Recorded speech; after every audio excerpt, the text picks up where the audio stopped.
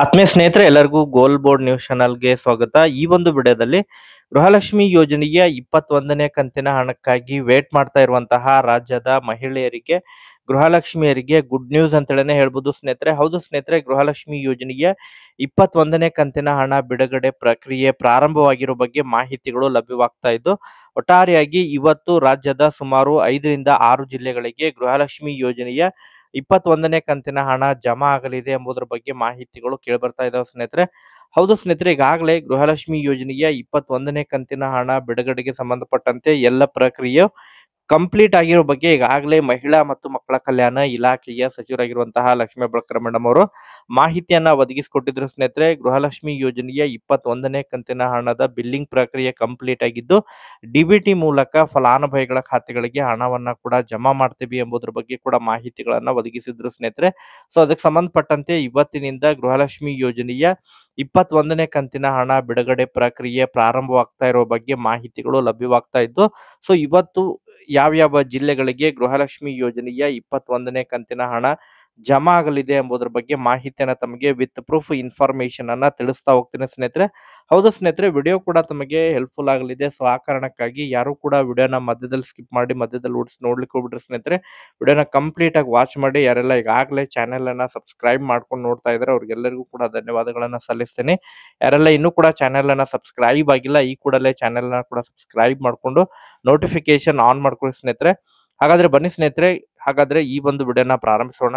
ಹೌದು ಸ್ನೇಹಿತರೆ, ಕೊನೆಗೂ ಗೃಹಲಕ್ಷ್ಮಿ ಯೋಜನೆಯ 21ನೇ ಕಂತಿನ ಹಣಕ್ಕಾಗಿ ವೇಟ್ ಮಾಡ್ತಾ ಇರುವಂತಹ ರಾಜ್ಯದ ಮಹಿಳೆಯರಿಗೆ, ಗೃಹಲಕ್ಷ್ಮಿಯರಿಗೆ ಗುಡ್ ನ್ಯೂಸ್ ಅಂತೇಳಿನೇ ಹೇಳ್ಬೋದು ಸ್ನೇಹಿತರೆ. ಈಗಾಗಲೇ ಗೃಹಲಕ್ಷ್ಮಿ ಯೋಜನೆಯ 21ನೇ ಕಂತಿನ ಹಣ ಬಿಡುಗಡೆಗೆ ಸಂಬಂಧಪಟ್ಟಂತೆ ಬಿಗ್ ಅಪ್ಡೇಟ್ಗಳು ಲಭ್ಯವಾಗ್ತಾ ಇದ್ದು, ಒಂದೊಂದಾದಂತಹ ಇನ್ಫಾರ್ಮೇಶನ್ ಅನ್ನ ತಮಗೆ ತಿಳಿಸ್ತಾ ಹೋಗ್ತೀನಿ ಸ್ನೇಹಿತರೆ. ಅದರ ಜೊತೆಗೆ ಈ ಗೃಹಲಕ್ಷ್ಮಿ ಯೋಜನೆಯ ಪೆಂಡಿಂಗ್ ಉಳಿದಿರುವಂತಹ 20ನೇ ಕಂತಿನ ಹಣ ಇನ್ನೂ ಕೂಡ ಯಾರಿಗೆಲ್ಲ ಜಮಾ ಆಗಿಲ್ಲ ಅಂತವ್ರಿಗೂ ಕೂಡ ವರಿ ಮಾಡ್ಕೊಳ್ಳೋಂತ ಅವಶ್ಯಕತೆ ಇಲ್ಲ. ಅದಕ್ಕೆ ಸಂಬಂಧಪಟ್ಟಂತೆ ಕೂಡ ಇವತ್ತು ಮಹಿಳಾ ಮತ್ತು ಮಕ್ಕಳ ಕಲ್ಯಾಣ ಇಲಾಖೆಯ ಸಚಿವರಾಗಿರುವಂತಹ ಲಕ್ಷ್ಮೀ ಹೆಬ್ಬಾಳ್ಕರ್ ಮೇಡಮ್ ಅವರು ನಿನ್ನೆ ಕೆಲವೊಂದಿಷ್ಟು ಮಾಹಿತಿಯನ್ನ ಒದಗಿಸಿಕೊಟ್ಟಿದ್ದಾರೆ ಸ್ನೇಹಿತರೆ. ಪೆಂಡಿಂಗ್ ಹಣ ಬಿಡುಗಡೆಗೆ ಸಂಬಂಧಪಟ್ಟಂತೆ ಅದರ ಜೊತೆಗೆ 21ನೇ ಕಂತಿನ ಹಣ ಬಿಡುಗಡೆ ಪ್ರಕ್ರಿಯೆ ಪ್ರಾರಂಭವಾಗಿರೋ ಬಗ್ಗೆ ಕೂಡ ಮಾಹಿತಿಯನ್ನ ಒದಗಿಸಿಕೊಟ್ಟಿದ್ದಾರೆ ಸ್ನೇಹಿತರೆ.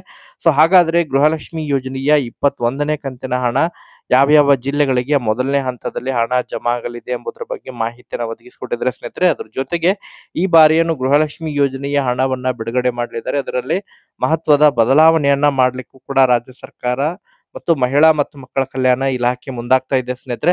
ಹೌದು ಸ್ನೇಹಿತರೆ, ಇನ್ನು ಗೃಹಲಕ್ಷ್ಮಿ ಯೋಜನೆಯ ಹಣ ಫಲಾನುಭವಿಗಳ ಖಾತೆಗಳಿಗೆ ಜಮಾ ಆಗಲಿಕ್ಕೆ ಮ್ಯಾಕ್ಸಿಮಮ್ ಆಗಿ 15ರಿಂದ 20 ದಿನಗಳ ಕಾಲಾವಕಾಶ ತೆಗೆದುಕೊಳ್ತಾ ಇದೆ ಸ್ನೇಹಿತರೆ. ಯಾಕಂತ ಹೇಳಿದ್ರೆ ಈ ಹಿಂದೆ ಡಿಬಿಟಿ ಮೂಲಕ ನೇರವಾಗಿ ಸಿಡಿಪಿಒ ಕಚೇರಿಗಳ ಮೂಲಕ ಹಣ ಜಮಾ ಆಗ್ತಾ ಇತ್ತು. ಮ್ಯಾಕ್ಸಿಮಮ್ ಆಗಿ 5 ದಿನಗಳ ಒಳಗಾಗಿ ಎಲ್ಲ ಅರ್ಹ ಫಲಾನುಭವಿಗಳ ಖಾತೆಗಳಿಗೆ ಹಣ ಜಮಾ ಆಗ್ಬಿಡ್ತಿತ್ತು. ಬಟ್ ಕಳೆದ ಜಿಲ್ಲಾ ಪಂಚಾಯಿತಿ ಮತ್ತು ತಾಲೂಕು ಪಂಚಾಯಿತಿ ಮಟ್ಟದಿಂದ ಹಣವನ್ನ ಜಮಾ ಮಾಡ್ತಾ ಇರುವಂತಹ ಕಾರಣಕ್ಕಾಗಿ ಗೃಹಲಕ್ಷ್ಮಿ ಯೋಜನೆಯ ಹಣ ಎಲ್ಲ, ಯಾಕಂತ ಹೇಳಿದ್ರೆ ರಾಜ್ಯದಲ್ಲಿ ಸುಮಾರು 1,24,00,000ಕ್ಕೂ ಅಧಿಕ ಲಕ್ಷ ಜನರು ಈ ಒಂದು ಯೋಜನೆ ಮೂಲಕ ನೋಂದಣಿಯನ್ನ ಮಾಡ್ಕೊಂಡಿದ್ದಾರೆ.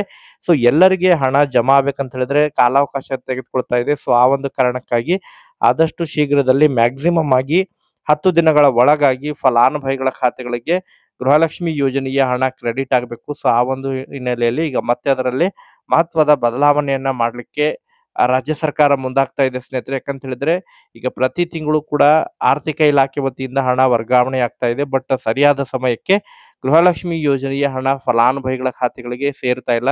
ಸೊ ಅನೇಕ ಫಲಾನುಭವಿಗಳು ಕೂಡ ಕಮೆಂಟ್ ಗಳನ್ನ ಮಾಡ್ತಾ ಇದ್ರೆ, ಇನ್ನೂ ಕೂಡ ನಮಗೆ ಗೃಹಲಕ್ಷ್ಮಿ ಯೋಜನೆಯ 19ನೇ ಕಂತಿನ ಹಣನೇ ಜಮಾ ಆಗಿಲ್ಲ, 20ನೇ ಕಂತಿನ ಹಣ ಜಮಾ ಆಗಿಲ್ಲ ಅಂತ ಹೇಳಿ.